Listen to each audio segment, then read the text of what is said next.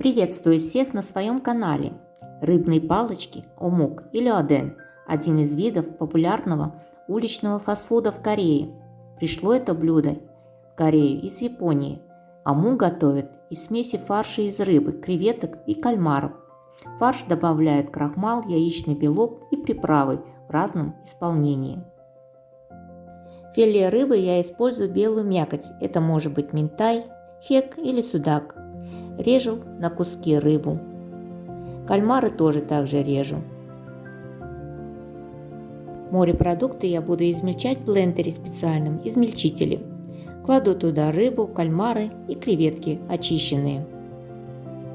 Всыпаю муку, крахмал кукурузный, можно использовать и картофельный крахмал. Вливаю только белок, желток нам не нужен.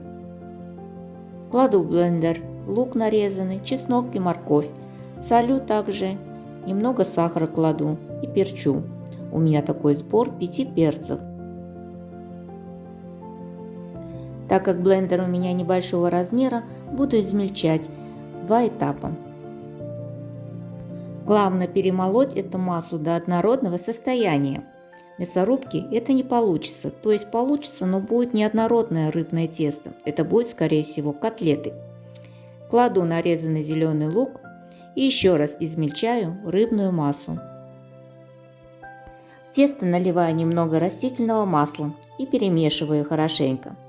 Тесто должно получиться белого цвета с мелкими кусочками морковки и зеленого лука. Я буду делать рыбный пласт, еще его называют рыбным пирогом. Выкладываю на бумагу кондитерскую и выравниваю тонким слоем, не более 3 мм.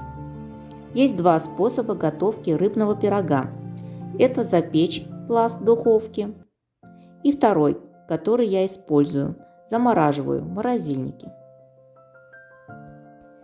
Мне кажется, этот способ самый удобный. Разравниваю тесто шпателем. Тесто не должно быть слишком густым или слишком жидким. Убираю тесто в морозильник на час. В это время ставлю на огонь масло разогреваться. Масла должно быть достаточно, чтобы покрыть полностью рыбные палочки.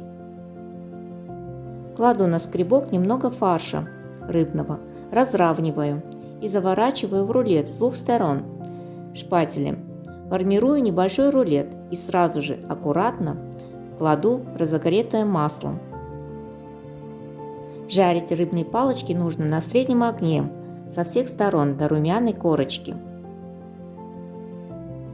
Руками сформировать идеальные палочки не получится, поэтому нужно наловчиться работать подручными инструментами. Можно колбаски также заворачивать на разделочной доске.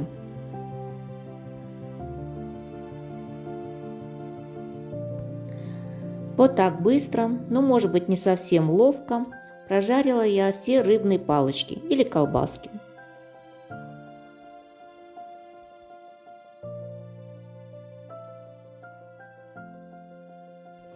Выкладываю готовые палочки на бумагу, чтобы убрать излишки масла.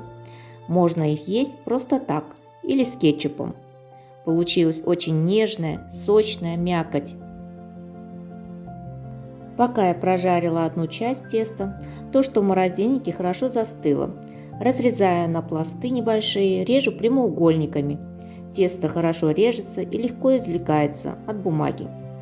Сразу же, пока они мороженые, буду обжаривать, остальные убираю в морозильник. Если тесто подтает, то его сложно будет прожарить, вот так.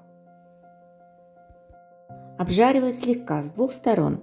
Жарятся пласты очень быстро.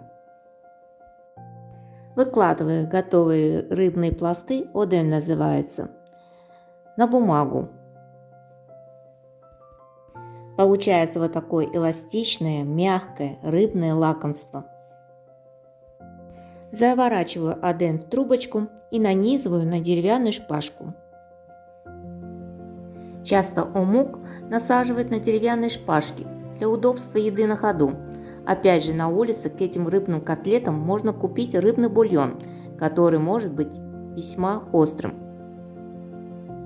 Варю быстро бульон с сушеными креветками, морской капустой, добавляю немного перца чили, приправу рыбную и соевый соус.